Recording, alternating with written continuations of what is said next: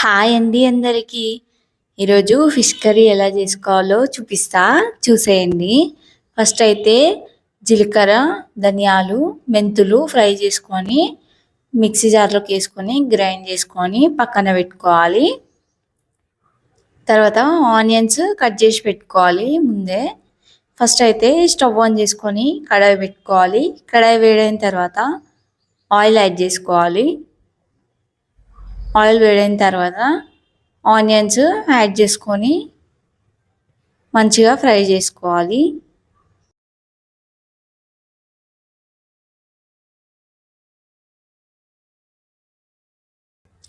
దీంట్లోకి 1 spoon salt add చేసుకోవాలి. ఎందుకంటే తొందరగా ఫ్రై అవుతాయి అన్నమాట ఆనియన్స్. ఇంతలోపు చింతపండు నానబెట్టుకోవాలి. పెద్ద నిమ్మకాయ సైజ్ అంతా చింతపండు యాడ్ చేసుకొని వాటర్ యాడ్ చేసుకొని పక్కన పెట్టుకోవాలి. తర్వాత ఆనియన్స్ ఫ్రై అయిపోయినాయి. స్టవ్ ఆఫ్ చేసుకొని మిక్సీ జార్లోకి యాడ్ చేసుకోవాలి.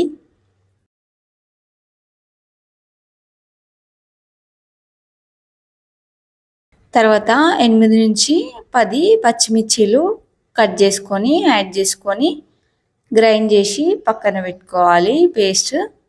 తర్వాత చేపల పులుసు దేంట్లో చేసుకుంటారో ఆ గిన్నె పెట్టుకొని వేడైన తర్వాత ఆయిల్ యాడ్ చేసుకోవాలి.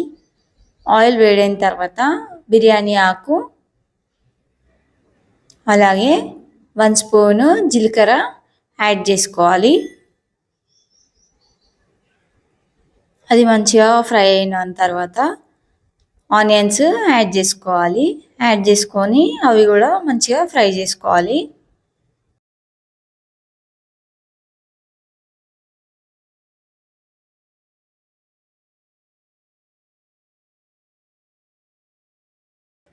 తర్వాత దీంట్లోకి సాల్ట్ యాడ్ చేసుకోండి. యాడ్ చేసుకొని మళ్ళీ ఒకసారి కలుపుకోవాలి.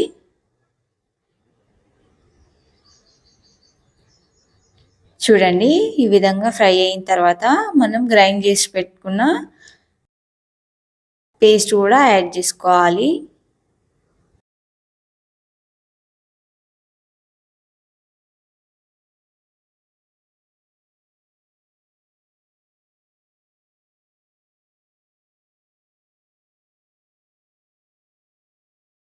యాడ్ చేసుకున్న తర్వాత ఒకసారి మొత్తం కలిసేలాగా కలుపుకోవాలి. ఎందుకంటే పచ్చిమిర్చిలు కూడా మనము ముందుగా ఫ్రై చేసుకొని యాడ్ చేసుకోలేదు కాబట్టి అవి కూడా కొంచెం ఫ్రై అవ్వాలన్నమాట. పేస్ట్ ఆయిల్ సపరేట్ అయ్యేంత వరకు ఫ్రై చేసుకోవాలి.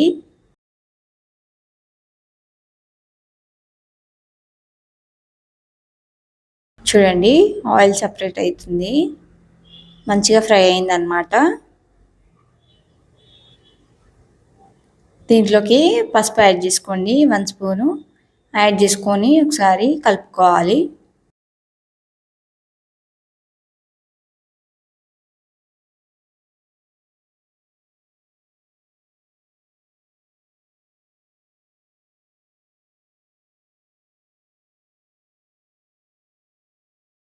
తర్వాత 1 స్పూను అల్లం వెల్లుల్లి పేస్ట్ కూడా యాడ్ చేసుకొని పచ్చివాసన పోయేంత వరకు కలుపుకోవాలి.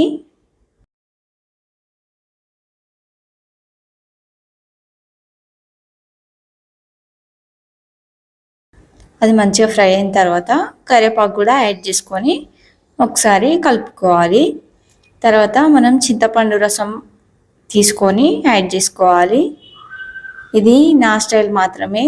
మీరు కావాలైతే ఫస్టే కారం, సాల్ట్ యాడ్ చేసుకొని తర్వాత చింతపండు రసం కూడా యాడ్ చేసుకోవచ్చు. చూడండి, పొంగొస్తుంది. ఇప్పుడు దీంట్లోకి కారం, టేస్ట్కి సరిపోయేంత కారం, అలాగే సాల్ట్ యాడ్ చేసుకోవాలి. నేను ఇక్కడ 3 స్పూన్స్ యాడ్ చేసుకున్నా కారం. మీకు సరిపోకపోతే మళ్ళీ యాడ్ చేసుకోవచ్చు. యాడ్ చేసుకున్న తర్వాత మంచిగా కలుపుకోవాలి.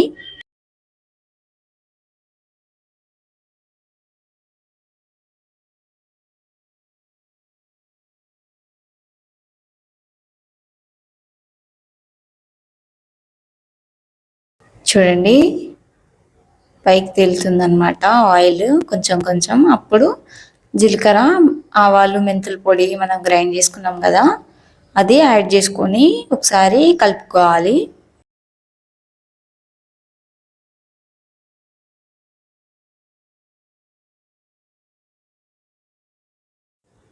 చూడండి మంచిగా మసులుతుంది అనమాట చారు. ఇప్పుడు సాల్ట్ వాటర్లో నానబెట్టుకున్న చేపల్ని యాడ్ చేసుకోవాలి. నాది ఇక్కడ క్లిప్ మిస్ అయింది, అందుకే చూపించలేదు. సాల్ట్ వాటర్లో నానబెట్టుకున్న చేపల్ని ఒక్కొక్కటి యాడ్ చేసుకోవాలి. ఒక 30 మినిట్స్ తర్వాత గరం మసాలా, కొబ్బరి పొడి యాడ్ చేసుకోవాలి. తర్వాత ఒక 5 మినిట్స్ తర్వాత కొత్తిమీర వేసుకోవాలి. ఒక 2 మినిట్స్ తర్వాత స్టవ్ ఆఫ్ చేసుకోవడమే. Thank you for watching. Please subscribe to my channel.